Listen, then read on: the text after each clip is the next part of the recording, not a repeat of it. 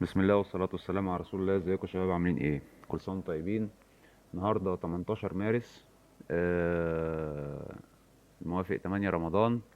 كلها ان شاء الله 3 ايام وما يسمى بعيد الام. يبقى معانا ان شاء الله بإذن الله يوم 21. اللي والدته عايشة يوطي على ايديها ورجليها ويبوسها ويحمد ربنا على النعمة اللي هو فيها. اللي والدته متوفية يدعي لها بالرحمة ويحاول يعمل اي عمل خير هي كانت بتدله عليه، او اي حاجة حلوة كان نفسها يبقى بيعملها. يا ريت يعملها عشان ثوابها هيروح لها، وان شاء الله باذن الله تبقى في ميزان حسناتها هي. فكل سنه وحضراتكم طيبين، وكل عام وامهات مصر كلهم بخير. خدوا بالكم يا شباب، احنا محاصرين محاصرين.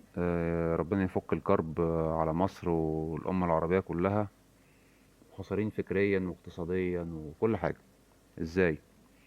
تفتح اي وسيله تواصل اجتماعي، سواء بقى فيسبوك، انستجرام، تويتر، واتساب، اي حاجه، اي حاجه، وسيله تيك توك، اي حاجه. هتفتح هتلاقي انت محاصر بكميه اعلانات وكميه فيديوهات وكميه محتويات انت مالكش فيها. علشان حاجه من اتنين: يا ياخدوا وقتك يا ياخدوا فلوسك. تقول لي يا عم عابدين احنا حالتنا حاجه، ده احنا بقينا تحت الارض، ده احنا مش عارف ايه. لا حيلتك، لا حيلتك. خد بالك، خد بالك ثانيه واحده. اشتري مني بس الكلمتين دول، وبكره تقول عابدين قال. ما تقعدش تقول احنا ما حيلتناش حاجه والكلام ده. لا، خد بالك. عز اي مجتمع في شبابه. لو الشباب بتاعه طالع مثقف، واعي، متعلم، فاهم، قوي، اذا المجتمع ده قوي. الشباب بتاعه مغيب، حتى ولو متعلم، في متعلمين معاهم بكالوريوس او ليسانس وماجستير ودكتوراه، ودماغهم فاضية، دماغهم ما فيهاش. زي حزلقوم كده، انت زيرو محتوى بس في الاسترسال جبار ملكش حل. فلا، خدوا بالكم ان في ناس دماغها فاضية. خدوا بالكم في ناس متقلدين مناصب في اماكن كتير دماغهم فاضية. خدوا بالكم فنانين وادباء وشعراء وموسيقيين اللي هم بقى القوى الناعمة بقى اللي بيأثروا في الناس، وناس كتيرة للأسف بيقدموا محتوى، أي محتوى وخلاص، بيعبي وخلاص. وللأسف مشهورين وصفحاتهم عليها ألوفات وملايين وكلام من ده يعني. فخدوا بالكم من حاجة زي كده. خدوا بالكم انتوا المستهدفين، الشباب الصغير هو اللي مستهدف. يا إما يسرقوا وقته، يا إما يسرقوا فلوسه، يشتري منتجات ملوش علاقة بيها، يشتري حاجات هو مش في احتياج ليها. يعني سبحان الله يعني. فالحمد لله على كل حال. الحمد لله الدنيا، يعني انا شايف ان في بعض الناس بقوا واعيين، بعض الناس بقوا فاهمين الدنيا ماشيه ازاي. ما عرفوش يكسبونا بحرب يعني حرب السيوف والخناجر والخنادق والحصنة والخيول والكلام ده. تحولوا على الحرب الدبابات والمدرعات والطيارات والصواريخ. ما عرفوش برضو بيحاولوا بقى بالحرب الحديثة بقى يغزوك فكريا. فلازم ناخد بالنا يا شباب، لازم ناخد بالنا ما نفتحش الموبايل نقعد على النت نضيع وقتنا في اي هزي وخلاص. نقعد نتفرج على فيديوهات بلا هدف كده وخلاص. لا، انت لما تفتح النت تبقى عارف انا بدور على حاجة معينة، انا بعمل سيرش على حاجة معينة، انا بتعلم حاجة معينة. تقعد تعمل بحث فيها وتضيع فيها وقت ومجهود وسنين ومصاريف، تمام، مفيش مشكلة. لكن لما تبقى فاتح النت بالساعة والساعتين والتلاتة في وقت انت اشد الاحتياج ليه، ان انت مثلا تشتغلوا او تذاكروا او تناموا او تعمل حاجة معينة افضل من اللي انت بتعمله ده، لا، يبقى انت غلطان وستين غلطان كمان. فخدوا بالكم يا شباب، بيسرقونا وبيحتلونا من غير ما ناخد بالنا. الاعلانات اللي مغرقة التلفزيون في رمضان، انت بيجيلك ما بين كل اعلان واعلان بيجيلك اعلانين ثلاثة في النص. تلاقي الاعلان مثلا ربع تلت ساعة، و...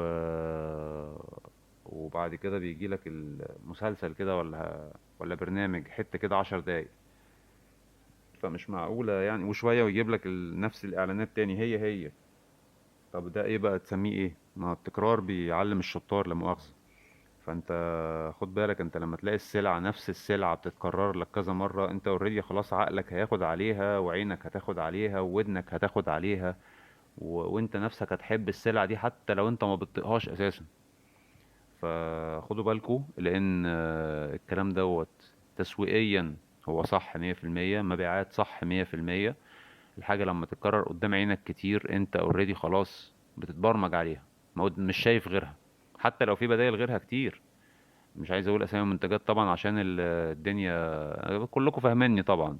منتجات المياه الغازية والبطاطس المحمرة والحاجات الموجودة في السوق، والاكلات السريعة طبعا والكلام ده كله، وبتصرف عليها بسخاء. يعني تقلب على اي قناة تلاقي المنتج بيتعلن عنه مرة واتنين وتلاتة واربعة وخمسة وستة، ده وانت قاعد ايه في نفس القعدة ما غيرتش قعدتك. ومطربين كبار وفنانين كبار بيعلنوا عن الكلام ده، وعادي ملايين بتترمي في الارض وتمام مفيش مشكلة، ما هم بيكسبوا من وراها مليارات مش ملايين.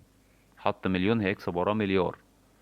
هم الناس ديت مش اغبياء، الناس ديت فاهمة بتعمل ايه.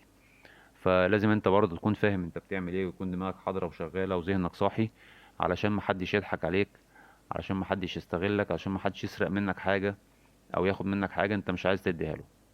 فاهم حاجة عندنا يا شباب، خد بالك من وقتك، خد بالك من صحتك، خد بالك من انت بتعمل ايه، لان انت هتحاسب على كل حاجة، عن فلوسك، عن عمرك، عن صحتك، عن مجهودك، عن كل حاجة هتحاسب عليها في الاخر. فبس احنا لما احنا اللي غافلين شوية، احنا اللي الدنيا لهيانة شوية. اتلهي في حاجة مفيدة، اشغل وقتك في حاجة مفيدة، اشغل يومك في حاجة مفيدة، استغل ايامك وساعاتك ووقتك في حاجة مفيدة. مذاكرة، رياضة، تثقيف حتى، يعني اتفرج على فيديوهات مفيش مشكلة تمام، بس حاجة انت تتعلم منها حاجة مفيدة.